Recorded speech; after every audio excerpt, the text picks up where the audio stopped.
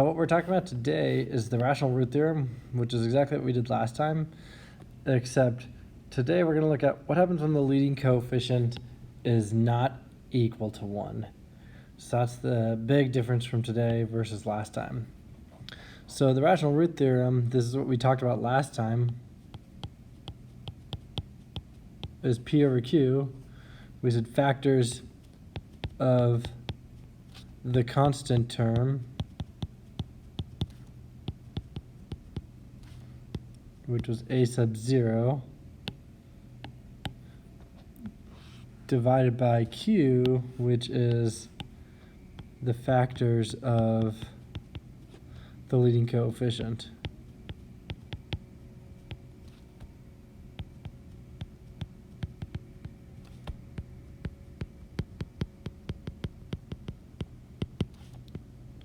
Which is a sub n. All right, so those are the key things there for the rational root theorem. All right, so last time we looked at an example and we said, hey, it doesn't matter what's going on in the middle. We don't really care right now. What we want to look at is just the possible factors. So today, the negative 12 here, that would be our constant term. And this 2 in front of the x to the fourth, that's our leading coefficient. So what it means is we're going to divide all of these factors. We're going to divide all of the constant term, possible factors of the constant term divided by the possible factors of the leading coefficient. I'll show you what that looks like. Excuse me. First, we talked about factored form last time. Where it's like x plus a, x plus b, x plus c, and x plus d, where a, b, c, and d have to multiply to get us, in this case, negative 12. What we want to point out is that in front of the x's, one of these numbers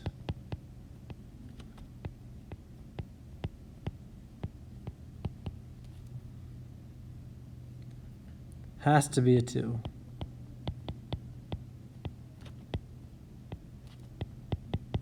All right, and the others will be 1. So one of these numbers has to be a 2. We don't know which one, because it does matter which one we pick to be a 2. But one of them will have to be a 2. All right, like we talked about last time, A, B, C, and D will multiply to get us negative 12. All right. And the potential zeros of f of x will come from the solutions to one of the following equations. And I have like x plus a equals 0, or it could be 2x plus a equals 0, or x plus b equals 0, 2x plus b equals 0. And you could do that with c as well, x plus c, or 2x plus c, x plus d, 2x plus d. We don't know. All right. But first, we want to talk about the possible integer factors of negative 12. So two numbers that are integers that multiply together to get us 12. So for example, we know that 1 and 12 multiply together to get us 12, and we want to put plus or minus in front of them, because again, it's negative 12, so you could have positive 1 times negative 12, or you could have negative 1 times positive 12, and you'll get the result of negative 12 in either of those circumstances. And another factor is 2 and 6. And then 3 and 4. Those would be our possible factors that get us to negative 12.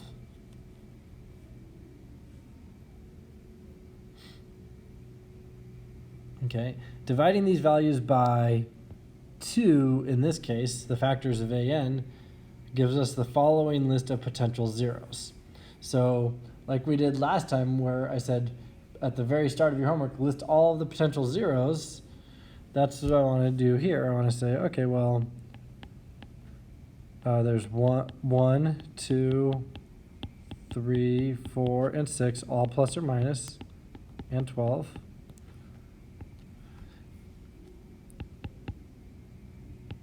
And then I have this list again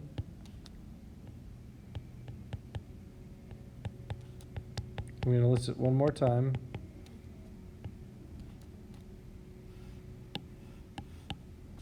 Let's fix this a little bit.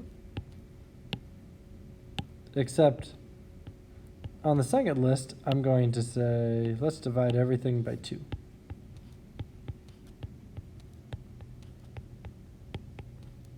And again, this is where the very beginning comes from. It's the P divided by Q. This is your possible factors here. And what's technically happening is all of these numbers are being divided by 1, because that's a factor of 2. That's what the Q stands for. It's the factors of the leading coefficient. So we have to do all the factors of the leading coefficient. Thankfully, in this case, it's just 2, so the factors are 1 and 2. So I divide all these by 1 or 2. And this gets me my list of all the possible factors. All of these factors of negative 12 divided by 1, and then all the factors of negative 12 divided by 2. But as I'm looking at my list, I can see like I have a plus or minus 1/2 here, a plus or minus 2/2. Well, 2/2 simplifies to 1. That's already on my list. So that's a repeat. And I can cross off repeats. I have plus or minus 3/2. Plus or minus 4/2 is 2. That's a repeat. Plus or minus 6/2 is 3. That's a repeat. Plus or minus 12/2 is 4. That's a repeat. So I can cross out all the repeats. So I'm really only adding 1, 2, 3, 4 more potential zeros. All right. And one of them will be a 0. I just don't know which one yet. All right. But that's the idea here for today. That's the big difference from last time to this time, from Tuesday to today. All right. Is we're just looking at now the leading coefficient might be a number that's other than 1. And we have to take all those factors into account. All right. So let's take a look at a couple examples. So examples A, B, and C just say find all zeros for each polynomial and write each polynomial in factored form. Okay, so first thing I want to do is list my possible zeros.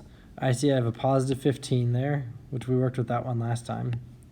So the possible zeros, plus or minus 1, plus or minus 15, because 1 times 15. And then I know 3 times 5 is going to be 15. And that's all the possible zeros divided by 1.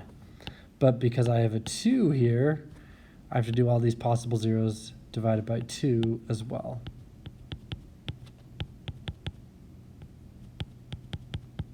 So I'm just going to first start off by list them all again. And now I'm going to say divided by 2. All right, so I have the plus or minus 1/2, plus or minus 3/2, plus or minus 5/2, plus or minus 15/2. None of those are repeats. So that's my entire list. So that's 1, 2, 3, 4, 5, 6, 7, 8, 9, 10, 11, 12, 13, 14, 15, 16 possible zeros. That's a lot of possible zeros. All right.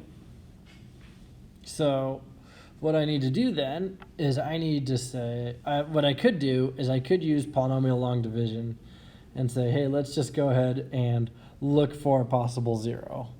Or I could graph it. And I think that might be a little easier for me if I just graphed it. Because then what I can see right now from this form is that it's a third degree polynomial, which means there are 3 zeros.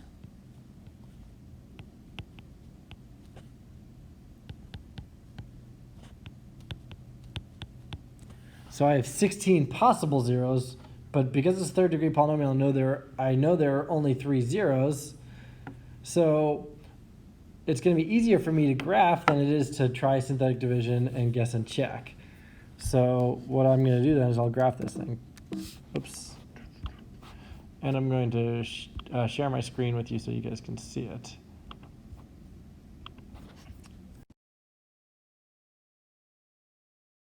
cubed minus 3x squared minus 14x plus 15. And look at that, there are my 3 zeros. I've got a negative 2.5, a 1, and a 3. All right, so I'm going to list those zeros real quick. 1 0 is negative 2.5, 1 0 is 1, and 1 0 is 3. All right, and remember that's different than my x-intercepts. My x-intercepts are negative 2.5 comma 0, 1 comma 0, and 3 comma 0. So x-intercepts are written as an ordered pair, but zeros are written as an equation, x equals something. All right, and those are my zeros. And that the term 0 means when's it crossing the x-intercept or the x-axis. All right, that's why there are 3 zeros for this equation. It's a third degree polynomial, and that's how we identify what the zeros are. They're those x-intercepts. I could also technically identify my y-intercept on this graph and say, hey, the y-intercept is 0, 15. I can identify a local maximum value right there. I can identify a local minimum value right there. So I could write down all those ordered pairs on my graph. Okay, so that's a possibility there. To sketch a quick graph, write down your ordered pairs of the x and y intercepts. All right, and then you have that information for later. But on a test, I'm still going to expect you to show your work. All right, you can't just simply graph it and then write down the answer. You have to be able to show me algebraically you know how to do it. So if for some reason you don't have access to a graphing calculator, you can still do this type of problem. All right, and plus, sometimes we have weird decimal answers, zeros. So we want to be able to find the zeros algebraically and give us exact answers. Like this negative 2.5, I'd rather have a fraction than a negative 2.5. All right, so first, let's go ahead and do some synthetic division here. I'm going to use 1. That's one of those zeros that I found on my graph. And I'm going to divide out this equation. So I'm going to take all the coefficients from above. So positive 2, negative 3, negative 14, positive 15. It was a third degree polynomial, so there should be 4 terms in the division. And now I can go ahead and run my synthetic division very quickly. And I should hopefully get a 0 at the end, and I do. Perfect. 0 is key. No remainder means that this is definitely a 0 of the function. All right. So technically what happened then, I just ended up with, after my first factor, where I factored out an x minus 1, that's what the 0 of 1 stands for, I ended up with 2x squared minus 1x minus 15. And I don't even need to write the 1x, I could just say minus x. All right, so I could just say minus x here instead of minus 1x. And that part is from right here, the 2 minus x minus 15. That's where that part comes from. Now, I'm going to want to factor this one. So 2x squared minus x minus 15. And I can break this down to factor the rest of the way. I know the factors of 2x are x and 2x. I know over here on the left side, one of my zeros is 3. So that means I need an x minus 3 to be a factor. So what I'm going to do is I'm going to write down minus 3 here, x minus 3. And then that kind of gives me a little hint so I can show my work a little easier. And that means if I have a negative 3 here, I would need to have a positive 5 there. And I can verify this by putting this whole thing together. I get 2x times negative 3 gives me negative 6x, and I get a positive 5x. And sure enough, that little strategy works. It gave me that -3, and it gave me the correct numbers that these add up together to give me a negative x in the middle. Kind of a sneaky way to do it, to use those zeros that I already found to my advantage. Now I can write down my factored form. All right, f of x equals 2x plus 5 times x minus 1 times x minus 3. There's my factored form.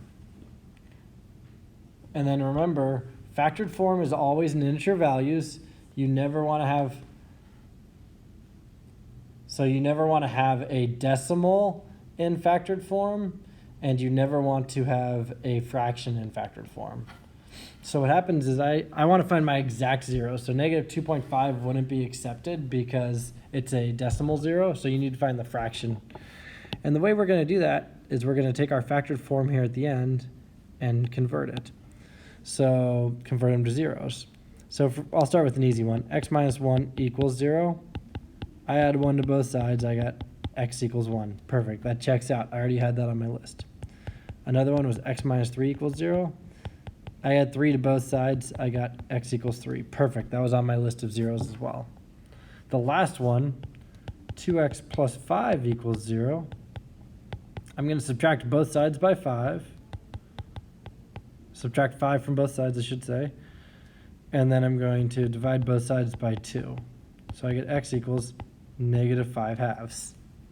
That's my last zero. Okay? So if I put that in my calculator, it would come out to negative 2.5, which is perfect. So when I list my zeros, I can say x equals negative 5 halves, leave it in fraction form, 1 and 3. But I have to be able to show all of my work to get full credit. If I skip this step right here, then I'm not showing all of my work. If I just write down a fraction, that's really easy to use a decimal to fraction button on your calculator. So you got to be able to show your work. Show me how you got that. All right. So logically, show me all of your steps on a test to get from one spot to another. Okay, that's really important. Okay. And just remember, in factored form, I cannot, when I'm converting these, like this x equals 1, and I say, oh, I can subtract 1 to get a factor. I can't do that with this. I cannot just add 2.5 and say, oh, x plus 2.5 is a factor. That won't work. All right, remember, the factors have to have integer values, no decimals, no fractions. All right. The other common mistake I would see from students is if they had x equals negative 5 halves, and they just added 5 halves to both sides. Again, no fractions when you're in factored form. It's got to be integer values. So you have to know how to turn that back into an integer value to get that 2x plus 5. All right. And that's how this type of problem would work. Okay. Let's look at another one. Do we need a second first, or are we okay? If we need a second, just type into the chat that you need a second to copy down some notes, or I'm going too fast, or anything like that.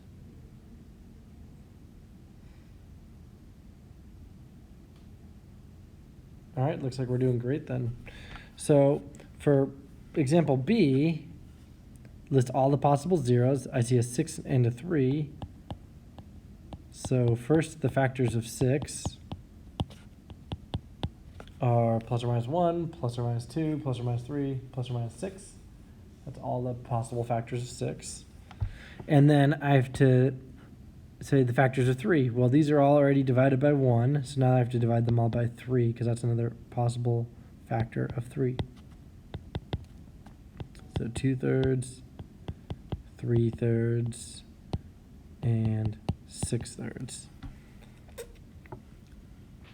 And now, real quick, I see 3/3 is 1. That's a repeat. I can cross that one off. 6/3 is a repeat, so I can cross that one off.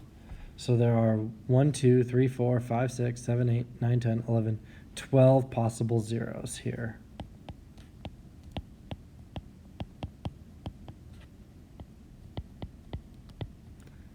All right. If I were looking at this, this is 3x to the 4th. That means there are 4 zeros, and at most 4 x-intercepts. All right, there cannot be more than 4 x-intercepts if I were to graph this thing.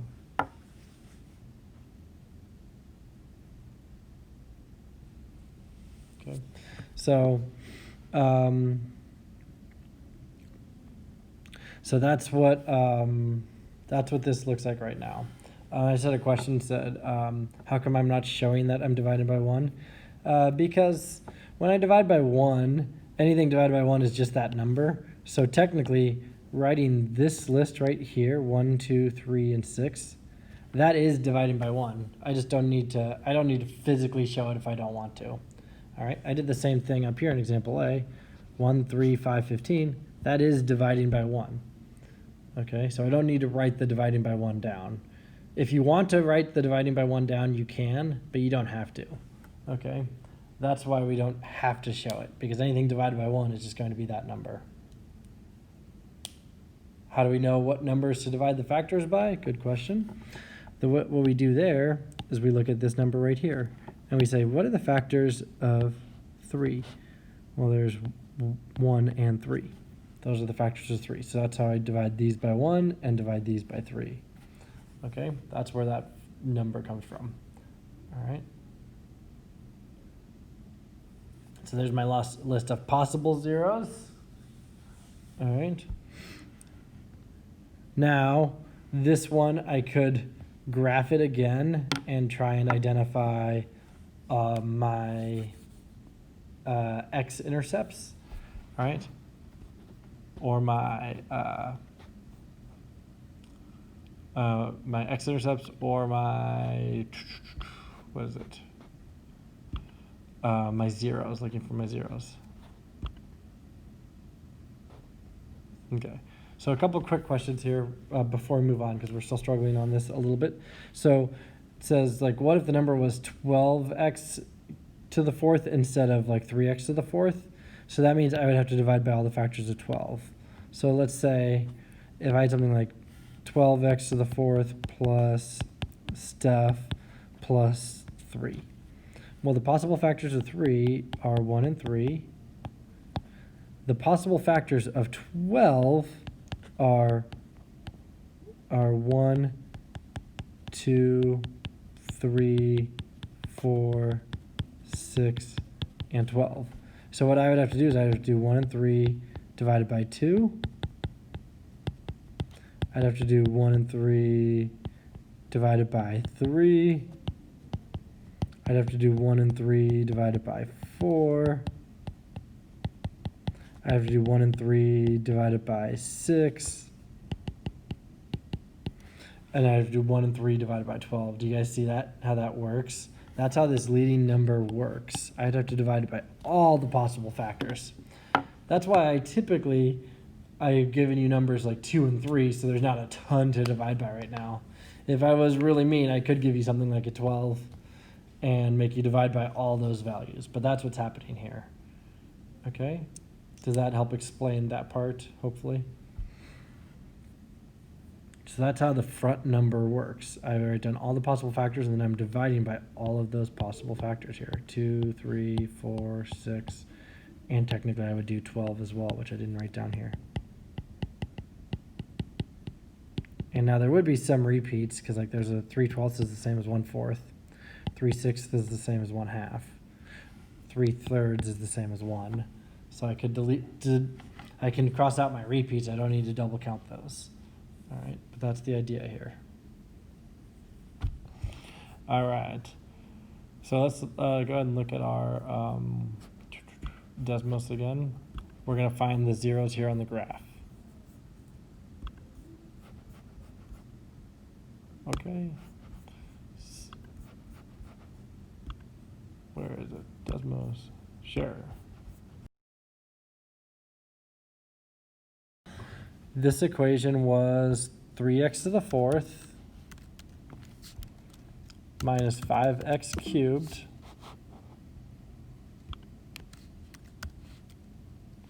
minus 17x squared plus 13x plus 6. All right, so there it is. There should be at most 4 zeros, and it turns out there are 4 zeros on this one. So the x-intercepts are negative 2 comma 0, 3 comma 0, 1 comma 0, negative 1/3 comma 0. The y-intercept is 0 comma 6, which does make sense because remember that plus 6 at the very end, that's always going to be the y-intercept if you plugged in 0. That's what standard form is good for. Remember we learned that in quadratics last year. It tells us what the y-intercept is. Just a fun fact there. Let's go ahead and write down our zeros though. So our zeros are negative 2, negative 0.33, 1, and 3. So I'm going to write down those zeros, and I'm going to go back to my iPad now, since I know what the zeros are. All right, so 1's another good 0 here. So I'm going to use that 1 first. And I'm going to get 3, negative 5, negative 17, 13, and 6. It's a degree 4, so there should be 5 coefficients. 1, 2, 3, 4, 5. There are. That's good. And I should get 0 at the end because I just looked it up on the graph. So if I don't get 0 at the end, that means I did something wrong with my addition along the way. My addition or multiplication or division along the way. And I do get a 0. Perfect. So what this is saying now is that after I factored out this x equals 1, right, which I can subtract 1 from both sides, I get an x minus 1 would be the factored form. So after I factored out an x minus 1, I'm left with 3x cubed minus 2x squared minus 19x minus 6. And that's from this right here. That's how I get this line. And now, because it's a third degree polynomial, it's still 3x cubed. What I want to do is I want to do division again, and I want to use another 0. So I already used the 0, 1. I already used the 1 as a 0, so I can't use the 1 again. So I'm going to go ahead and use the 3. And the other important thing I want to do, because this is a fourth degree polynomial, I want to use the new numbers. So the 3, the negative 2, the negative 19, and the negative 6.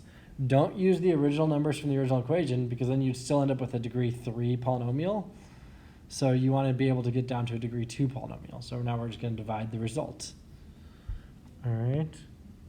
And I end up with a 3 there. 3 times 3 is 9. Get a 7, 21, 2, 6, and 0. Perfect. So that means after the second round,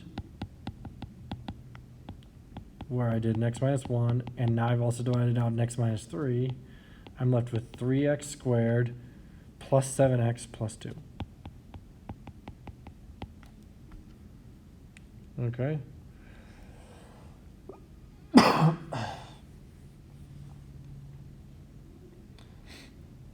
Okay. So what I'm doing right now, the question was, how do I show how I algebraically got those zeros? So I don't need to show algebraically how I got the zeros is right here. You get a list of possible zeros. I'll explain it. I'll do an example in example C and show you guys what I mean by all this with the zeros. All right, so I'll show you what I mean in a second here. We can do the guess and check method and take a look at it.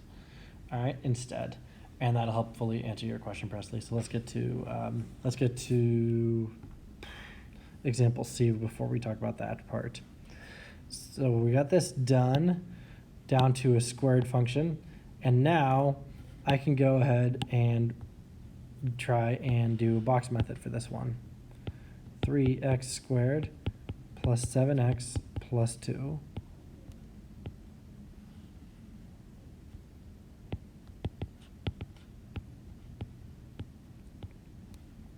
And the possible factors of 3x squared are 3x and x. I already know that. The possible factors of 2 are going to be like 2 and 1. And it looks like it's probably going to be a plus and a plus here. Just because it's a positive 2 and a positive 7. And sure enough, I get a 6x there. 3x times 2 is 6x. 1x over here, that's going to add up to 7x. That's perfect.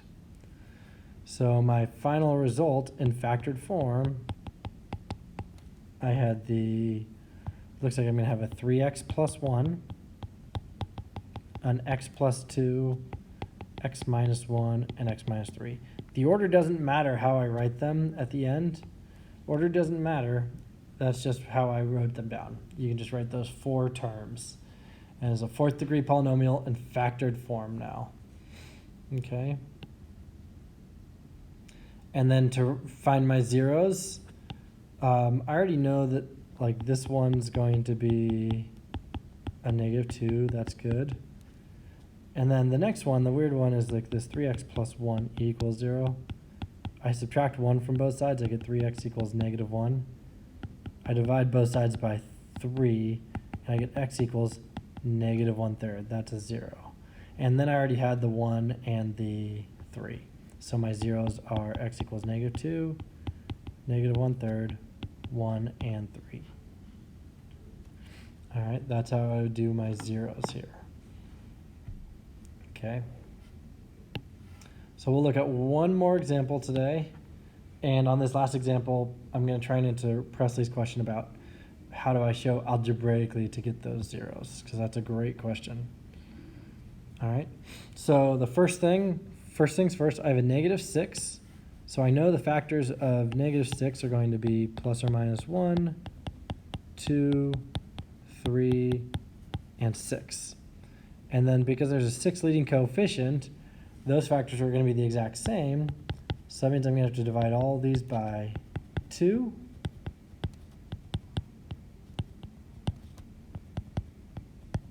I'm going to have to divide all these by 3.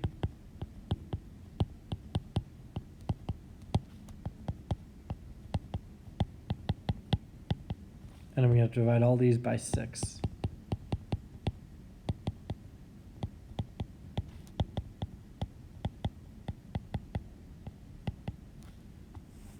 That's my whole list of zeros. That's a lot of zeros. But I should have some repeats. 2 halves, that's 1, that's a repeat. 6 halves, that's 3, that's a repeat. 3/3, that's 1. 6/3, that's 2, that's a repeat. 2/6 is 1/3, that's a repeat. We already had a 1/3. 3/6 is 1/2, that's a repeat. And 6/6 is 1, and that's a repeat. So there's my list of possible zeros. All right, so Presley asked me, how do I show algebraically that I got those zeros? That's how I would show the potential zeros. And if I want to show you algebraically, what we would do technically if we didn't graph this to look for the zeros, we would just say, well, let's start guessing. There are 2, 4, 6, 8, 10, 12, 14, 16, 18 possible zeros here. And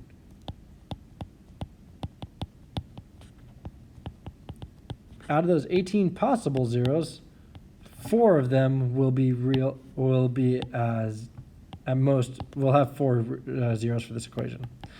At most, 4 of them will be real. So 4 zeros for this equation. So without looking at the graph, what I would do is, without looking at the graph, what I would do is I would start guessing and say, let's guess with +1 here. And I'm going to go ahead and plug in all these numbers. Oops, that's a +11 and a -6. And if this is correct, if this is indeed a possible, if this 0 is a real 0, I'm going to get a 0 at the end. So this is algebraically how you could show that you're trying this guess and check method. All right. But what I was showing you before was if I look at the graph and then I find the zeros, I can just guess one of those zeros right away, and then I don't need to do synthetic division for zeros that I know aren't going to work. All right, or I think that aren't going to work, because 18 possible zeros, I could do this division 18 times, and only 4 of those zeros are going to work at the most. So I'll just go ahead and run the division this one time here. I get a -23 there, plug in a -23 there, I get a 7 there, I get a 7 there. 11 plus 7 is 18. I get an 18 there, and I end up getting a 12 here. So what this tells me right here is 1 is not a 0 of this function. All right. But if I graphed it, then I could avoid doing that extra work. All right. So if I had graphed it, I could avoid doing that extra work and finding that I have a 12 there at the end instead. All right, that's why the graphing is, that's why the graphing helps us a lot. Because now I still have 17 zeros to check and only 4 of them work. That's not very good odds of finding the correct one on the next guess. All right, but I can go ahead and try, we'll try -1. We'll just do another guess here before we look at the graph. And I end up getting a 6, a -6, that gives me a -35, a +35, a 65, a -65, and then -1 times, or sorry, that's going to be a -54. That gets me a +54 and a 48. So there's another example where -1 is not a 0.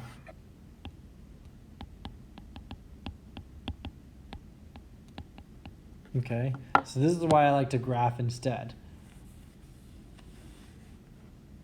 So what I would do is I would say, let's go ahead and graph the equation, and then we can find the zeros so we don't have to do this guess and check method. All right. But the way we would know if something is a 0, just algebraically, is by getting to the final number and seeing, does the final number have no remainder? If the division has no remainder, then it's a factor, it's a 0. We've talked about that. Okay, so let's go ahead and graph this last equation, and we're going to find the zeros because I'm tired of guessing right now. Oh man. And we're going to say 6x to the 4th minus 29x cubed, oops, plus 30x squared plus 11x minus 6. And there we go. I got 4 zeros here, -0.5, 0.33, 2, and 3. And notice that 1 and -1 are not any of my zeros. That's why they didn't work in the division. All right, when I was doing the division. So I'm going to write those zeros down really quickly for myself.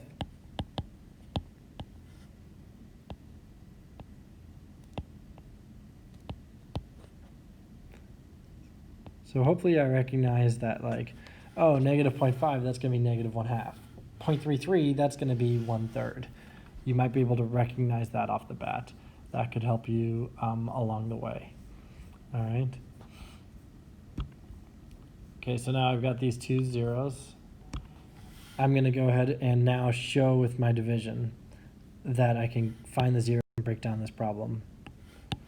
I don't want to use, I could use a fraction in my polynomial long division, but I prefer not to. I like using whole numbers, so I'm going to use the 2 and the 3 to break down this problem. So I'll start with the 2 and say 6 minus 29, positive 30, positive 11, and negative 6. And I get a 12 there. I get a negative 34, negative 4, a negative 8, a 3, and a 6, and that gets me a 0. Perfect. All right. All right, so that's what this problem looks like after that first round of division. So now I have 6x cubed minus 17x squared minus 4x plus 3.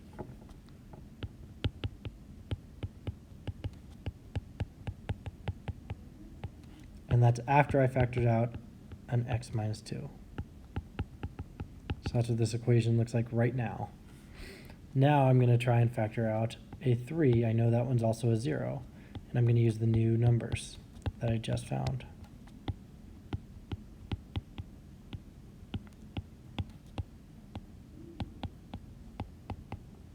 Bam, got it. So now I end up with a, after I factored out a 3, I have x minus 2, x minus 3 and 6x squared plus x minus 1. And then my last step here is to go ahead and try and factor. And I'm going to use my numbers to help me cheat. I know, like I said, one of them was a 1/3 and one of them was a 1/2. So that means I know this is going to break up to 3x and 2x. It could have been 6x and 1x as a possibility, but I know it's going to be a 3x and a 2x. So I'm going to say, let's try a -1 there and a +1 there because I need to get -1 in the corner. And I end up getting a positive 2x there and a -3x there. So that's not going to work. I actually need to switch those signs.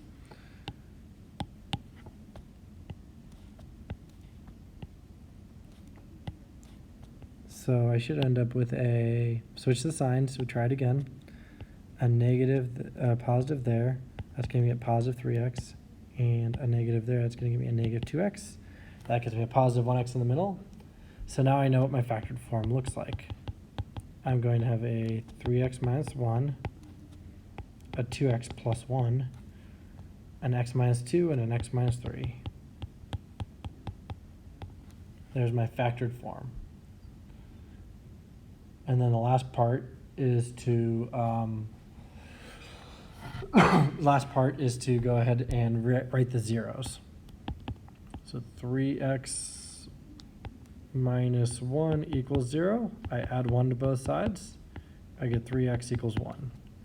Divide both sides by 3, and I get x equals 1/3. And then I'm going to get a -1/2. I'm going to get a positive 2 and a positive 3. And those are my 4 zeros.